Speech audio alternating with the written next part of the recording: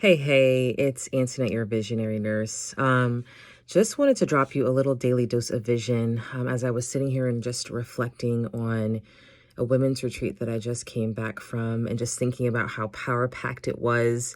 And oftentimes after a retreat or some conference or something that has really impacted us in a great way, we want to move full force. We don't want to lose momentum. We don't want to back down. We don't want to break by any means. And as I was sitting there just trying to process everything that happened and just really kind of taking in all the different things that were experienced, I started to kind of get this concept of changing gears in a manual car. Now, granted, I did not grow up driving a stick shift. I tried to at one point with my brothers, and they totally joked me the entire time, and it kind of scarred me on driving a stick shift from there.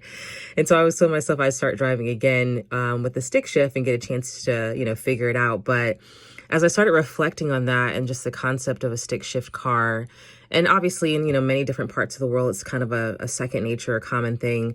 Automatics are oftentimes a lot in the US, which, is the type of car that we drive. But when I had to kind of research a little bit about stick shift, but it was so amazing. It was so amazing. And I'm going to read, it was like literally from a driving school, just their instructions on changing gears. And thinking about the concept of changing gears. And when they put on their blog, and this is from something called the Neyland Driving School in the UK, of how to change gears smoothly, what they wrote was, don't rush. Ease the gear stick into neutral and stay there for a second before moving into the gear that you need.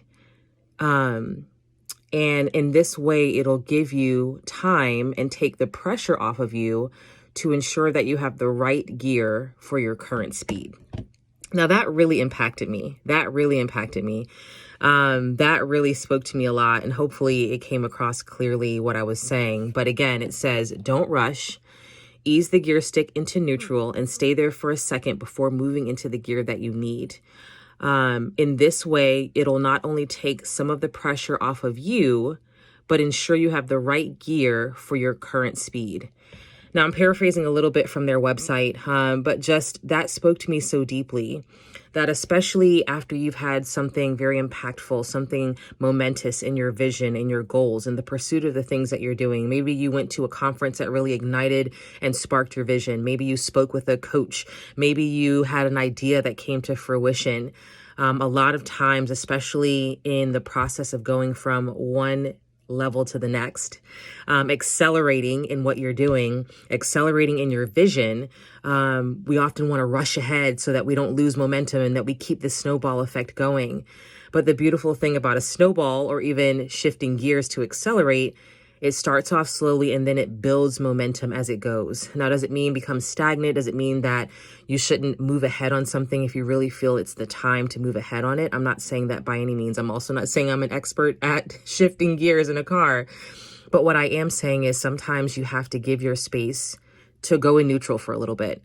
Pull your foot off the accelerator. Don't rush so that you can evaluate your current vision, evaluate what you learned, evaluate what's in front of you, analyze and really soak in what you have in front of you so that you can not only know how to accelerate smoothly, but that you can handle how and where you're accelerating with ease. And it takes the pressure off of you to try to figure everything out immediately all at that time.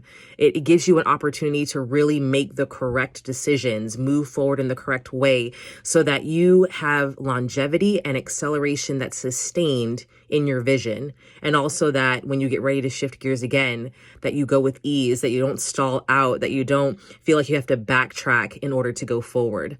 So give yourself that opportunity. Maybe you're on the cusp of changing gears. Maybe you're on the cusp of embarking on something new. Maybe you have really had a light bulb moment and you want to plow ahead. As that driving website says, when you have the space to really think through what you are doing, don't rush it. It doesn't mean that you're going to completely slow down and stop for forever. You just give yourself a little bit of time to coast so that when you make your next move, you make your next decision, when you get really ready to go forward full force, that the transition is smooth and that you shift gears in a way that's going to get you to accelerate to that next level. So may you dare to be influentially visionary in all you do.